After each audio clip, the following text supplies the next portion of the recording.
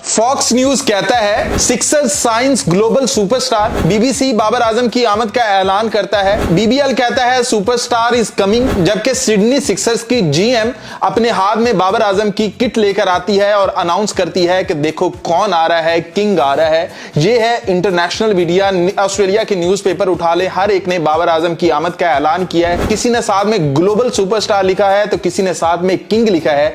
यह है बाबर आजम की इज्जत और जो उसे अल्लाह ने दी है, और लोग अभी भी कीड़े निकाल रहे हैं। यानी कि ऑस्ट्रेलियन खुश हैं कि हमारे पास बाबर आजम आ रहा है, लेकिन पाकिस्तानियों को पता नहीं कौन सी मिर्चें लग गई हैं कि भाई बाबर आजम को इतनी इज्जत क्यों मिल गई और कैसे मिल गई है। बाबर आजम को ड्राफ्ट का भी इंतजार नहीं किया जाता है और ड्राफ्ट से पहले ही उसे पिक कर लिया जाता है। आप भला अपने दिल पे हाथ रख के बताएं, पाकिस्तानी कितने प्लेयर्स के साथ ऐसा हुआ है जो बाबर आजम के साथ हुआ है। बाबर आजम के खिलाफ एक कैंपेन चल रही है कि भाई आप आज से सुपर सिक्सर भी कोई सिक्स नहीं लगाएगा क्योंकि उन्होंने बाबर आजम को चुन लिया है। यानी कि ये उनकी गलती को तस्वर कर रहे हैं, लेकिन दूसरी तरफ बाबर आजम के जो फैन हैं वो टॉप ट्रेंड बना देते हैं, मिलियंस में व्यूज देते हैं। सुपर सिक्सर को पता चलता है कि वाकई में उसने किसी सुपरस्टार को साइन किया है। पता चलता है जब उनके फॉलोअर्स गोली की तरह ऊपर जाते हैं, उनको पता चलता है कि यार कोई बड़ी मछली हाथ लगी है, और फिर वो अनाउंस भी इस अंदाज से करते हैं कि पाकिस्तानियों का, बाबर आजम के फैंस का दिल खुश हो जाता है। तो आपका अपना हीरो है, जब दुनिया उसको इतनी इज्जत दे रही है तो इसमें आपका ही फायदा है, आपकी ही इज्जत है कि आपके मुल्क के किसी बंदे को दूसरे मुल्क वाले इतना चाह रहे हैं,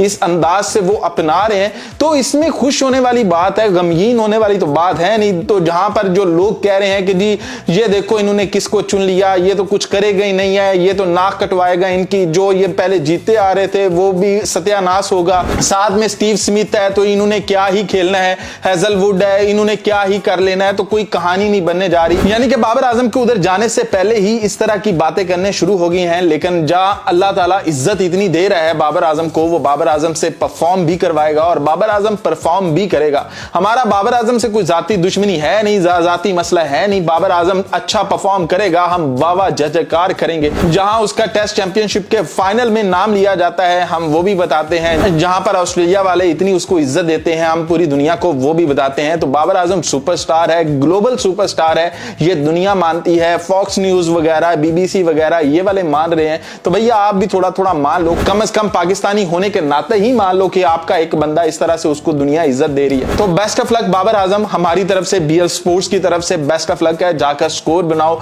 और ऐसे स्कोर बनाओ कि हमेशा जो भी अगले भी पाकिस्तानी हैं, जहां पर वो पाकिस्तानियों का नाम देखें, दस्ती उनको टिक मार करें कि यार इसे तो साइड पे करो, और जंग हो आपस में कि भाई बाबर आ रहा है, कोई किंग आ रहा है। और किसकी किट वहां लगी हुई थी?